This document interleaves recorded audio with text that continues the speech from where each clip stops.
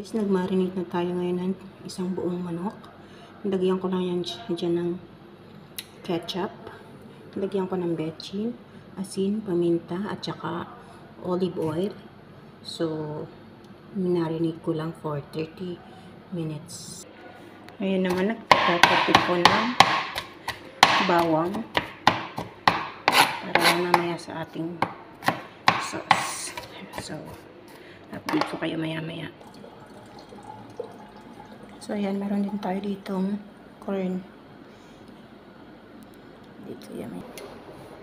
So, ayan, ilagay na natin sa kawali ang ating chicken. Ganyan lang siya. Style prito.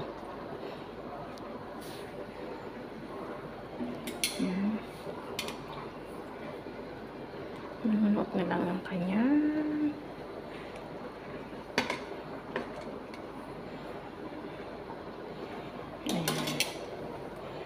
So, ayan. Isa-set aside natin to siya. Ito ang pinakasos niya mamaya kasama nito. So, let's apian na natin. So,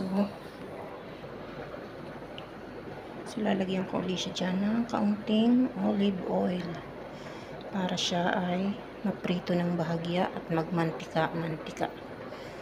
Okay. So, dito naman, nagpainit ako ng mantika para pag-golden brown natin yung ating bawang. Ito, kumukulo na siya. Ayan, maluluto na yan. Meron na siyang olive oil dyan. So, parang mapiprito ang lagay niya pag naubos na yung tubig. Ayan. So, ito na guys, golden brown ang ating garlic. Ang isusunod ko naman dyan ilagay ang corn. So, ayan. So, ayan. Ginisa ko lang din yung corn. Hindi naman talaga yung ano. At lulutuin ko lang yung corn. Pero hindi natin isasama mamaya dito sa chicken yung kaunting mantika. So, i-drain ko yan mamaya. Para hindi masyadong mamantika yung ating chicken. Dahil ayan ay meron ng olive oil. So, i-check nga natin ito kung okay na. Ayan, okay na. Babalik ta rin natin to guys. Para mapantay ang kanyang luto. Ayan. Para na siyang nababarbecue guys. Ayan. Para lang pantay ang kanyang luto, babalik ta rin natin. Hanggang sa maubos ang sabaw na ito.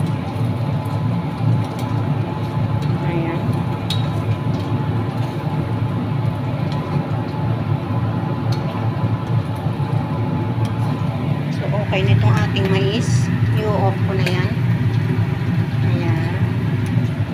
Hanggang sa maluto itong ating chicken.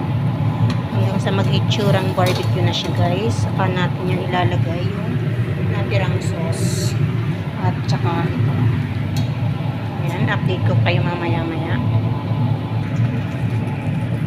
So ayan guys. Achieve na natin ang ating chicken barbecue in a pan. Ayos na din. Na yung ating barbecue. Ito naman yung sauce niya. Ininit ko na dito. At ihahalo ko na yung aking pinagolden na garlic and corn. So, pulo lang ito. Hindi natin siya ihahalo dito sa chicken kasi maitim na yung kawali. So, ito lang. Ganito lang siya guys. Sakto lang ito. Ito na yung pinaka-sauce niya. Isa-set aside natin dito sa chicken.